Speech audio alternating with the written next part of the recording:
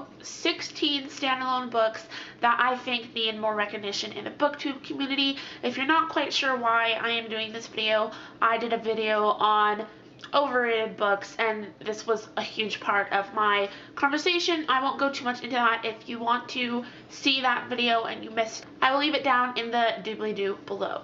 So this may be a long video, so feel free to skip around if you've seen some of these books or not, but I really do think that a lot of these books need more recognition. I do want to warn you before I start this video that the majority of these books are either realistic or contemporary fiction. There are some different, like I have a little thriller, some fantasy, some different things, but if you don't really enjoy contemporary realistic fiction, you might want to skip around the video because, like I said, that is the majority of the books that I have for you. So I will be showing you the book, I'll tell you what it's about, and then I've realized that like most of the books that I have something a little different about them, so I'm going to tell you that thing that's a little different, and that may or may not be the decision maker for you when you're reading if you're going to read this book or not. So I know that I would love it if somebody would have given me something that's a little different, because if not, it just seems like any other book out there. The first book I want to talk to you guys about is Willow by Julia Hoban. So this book is it was my first type of self-harm book that I read, and it's about this girl named Willow, and 7 months prior to when the book starts, her parents died in a car accident, and she was driving. She has to go live with her brother, who works at a university, with his baby and his either wife or girlfriend, I can't remember. And there she meets a guy named Guy, and he kind of helps her through things that she's going through. One thing about this book is that Willow is a cutter, and we're not spared any of the details about her self-harm. Willow was a very interesting character. I found myself feeling very one with her, and I really enjoyed how she was described and the way that she was presented to us, because she tries to hide everything from the world when she really needs help. The one thing that is different about this book is that it is a self-harm book, and you're not held back from any of the gory details. So if that's something that you don't want to be reading about, or if that's something that may give you the shivers or something, maybe you shouldn't read it. But if you do not mind reading something that goes in depth of such a hard topic, then I would recommend this book for you, because I really did enjoy it. The next book I almost didn't put in this list, and I have seen this book on the booktube community, but I don't think that it gets as much recognition as it needs to, and you guys may not agree with me, but this book is Will, Grayson by John Green and David Levithan. This book is about two guys named Will Grayson and kind of how their lives come together. One Will Grayson was written by John Green, and the other Will Grayson was written by David Levithan. I think this book doesn't have as much recognition as it needs to on the booktube community, because most people don't know what the inside of the book looks like, and that might bug a lot of people. So when you open Will, Grayson, the first Will Grayson, the one written by John Green, is just written normally and like as if it were a normal book. But then when you get to the second Will Grayson, he doesn't have any uppercase letters at all. I hope you guys can see that. He doesn't have any uppercase letters at all at the beginning of sentences. None of it is uppercase.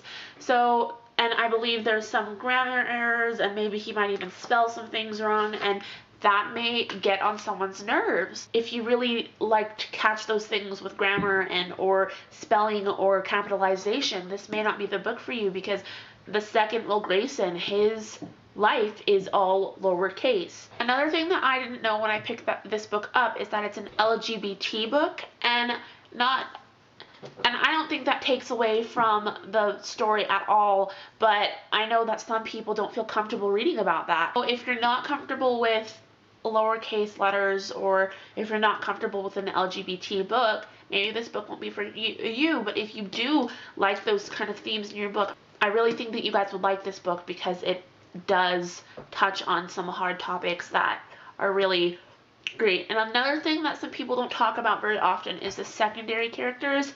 If you've read this book, you know about it, but Tiny, there's a very lovely character in here named Tiny, and I really think that he makes the book. And most people don't talk about him when they talk about this book. And John Green's Will Grayson is his best friend, and that Tiny really brings the Will Graysons together. So this is a really good book. You guys should check it out. The next one is Party by Tom Levine.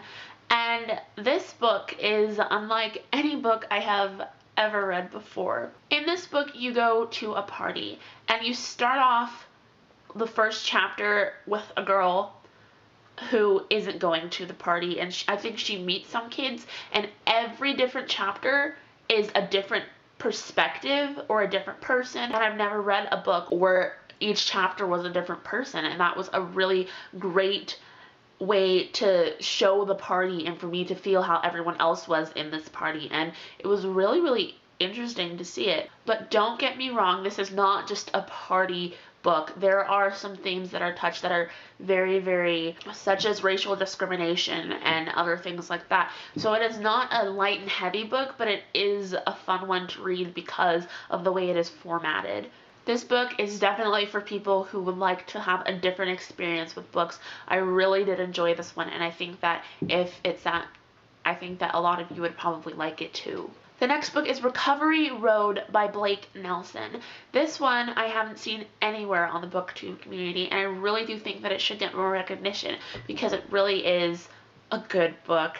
And it is about a girl who falls in love in rehab. What? That was I could not fathom what that was when I first picked this book up. And it is such a good book. So the main character, Madeline, falls in love with a boy in rehab, and we just kind of follow what happens there and what really, if their relationship will survive or what will go on after they get out of rehab. One thing that I will warn you about this book is that I thought that the majority of the book was going to be with them in rehab, but I think the first probably third of the book was them in rehab, and then the rest of the book was them out of rehab and what's going on and what is going on with their lives. Do not get me wrong with this book. This is not a lovey-dovey, oh my goodness, so cute book. This is more realistic fiction than contemporary. It really hits some hard topics, and their relationship is really messed up. So we go through that with them, and we see that with Madeline, and it's just a really good book to see how this type of relationship would go on. Some of these chapters were a little hard to read because some of the stuff that happens with their relationship and what happens with everything that Maddie has to go through, but it is a really enjoyable book. I think you guys should really check it out. The next book is Flipped by Wendelin Van Dren. This book is a cutie. It is about a girl named Julie who's in love with a boy named Bryce. She's been in love with him ever since he moved to her neighborhood in the 2nd grade. I think this is in either the 7th or the 6th grade, or the 8th grade. Sometime in middle school when they're in this book. And it is also about a boy named Bryce who does not like a little girl named Julie who is obsessed with him. And this is told from both of Bryce and Julie's point of view. This is a cute book, but it also, like many of the books that I've talked about, touches some hard topics like loss and mental illness. There are some times in this book where it did get a little choked up, and the description in this book just really is beautiful. There are times when I just couldn't help from reading more because of the way that Miss Van Dren would describe some of the things, like a picture or a portrait or something. I could see it in my head because of the way that it was described. Or a tree. I never thought I would have so many feels for a tree, guys, but this was such a cute book. But I do think you guys would enjoy it. The next book is Elsewhere by Gabrielle Zevin. This one is a little different. It's about a girl named Liz who wakes up on a boat, and she had died earlier because she was hit by a car, and she figures out that this boat is transporting her to Elsewhere, a place where you age backwards until you're a baby again from the time that you died, the age that you were when you died. You age backwards until you're a baby again, and then you're sent back to Earth to live life again. And first of all, that's kind of a weird concept, but it is such a good book. At first, it was a little hard to connect with Julie because it is written in third person, but after a while, I just fell in love with her character, and I wasn't expecting the little bit of romance that was there, but it's so cute. It's really interesting to be in this world because it is unlike a world that I have ever read about before, and it has a little bit of like a fantasy aspect to it, so if you really enjoy things that are a little different, a little quirky, this is definitely the book for you, because it is just all the feels. These next two books, if you've seen my best books of 2012, you've probably seen these, but I'm going to talk about them again because they are just that good, and I haven't seen them on the BookTube community that very often, and I do think that they deserve much more recognition than they are getting right now. We have Please Ignore Vera Dietz by A.S. King. This book is about a girl named Vera who has secretly been in love with her best friend Charlie for as long as they have been friends, and then her best friend Charlie dies, and she kind of just has to take his secrets with her everywhere, and it's kind of haunting her to the point that she sees Charlie in almost everything that she does. Like, I think at a point he's in a pickle that she's eating, a pickle that she is in her like sandwich or something. So it's a really good book. I think something that most people wouldn't know about it is that it is very quirky, and the point of view switches around a lot. So mostly it's in Vera's perspective, but it takes a whole bunch of crazy perspectives. You hear from her dad, you hear from Charlie, who is dead, you hear from the pagoda, which she works at, you hear from inanimate objects, you hear from dead people, you hear from lots of things, so you get a different perspective than you would in just a normal book, and I love this book, and it just has like almost a sense of magical realism in there. You don't know if Vera is hallucinating or if Charlie's really there or if something is wrong with her or something, but it's just such a great book because of that, and I just really think that you guys would enjoy this if you like books that you don't really necessarily know everything that's going on, but you know that you're enjoying it. So I love this book, definitely in my favorites of all time. The next book is Nothing by Jan Teller. This book is about I believe 7th grade, so 12 or 13-year-old boy named Pierre Anton, and he decides that the world is worth nothing, and he climbs up into a pear tree and stays there. So his friends are really mad at him because of this, because they think life means something.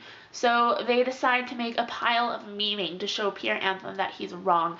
And this book starts off kind of weird, and it's a weird concept, but hear me out because it is really, really good. It is written in a sort of way as kind of like a children's story, like a dark children's story. So they're dealing with all these really interesting things that are really dark for 7th graders to be dealing with, and it's great. This pile of meanings starts off with like a pair of flip-flops or someone's pigtails that they have to cut off, but after a while it gets so dark, this pile of meaning just becomes so meaningful that it's just a little bit too much. And the ending of this book, just, let's just say I was crying, and it's good. It's really good. And I think that if you like, this book is like a cutesy book, but very dark. And I finished it in a day because it's not that big at all, and it's really good. I think you guys should definitely check this one out.